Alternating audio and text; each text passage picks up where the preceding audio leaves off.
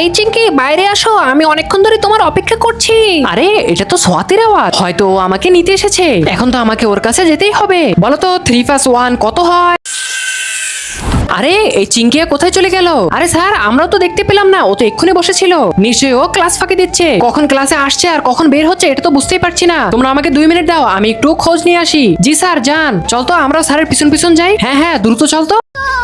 अब देख तू अभी बता है भाई। আমি জানতাম তোরা আমার পিছন পিছন আসবি, এই জন্য আগে থেকে প্রস্তুত ছিলাম। পড়াশোনা তো একদমই করতে ইচ্ছে করে না। দ্রুত যাও, নিজেদের জায়গায় বসো। আরে এখানে তো নাগিন ডান্স হচ্ছে।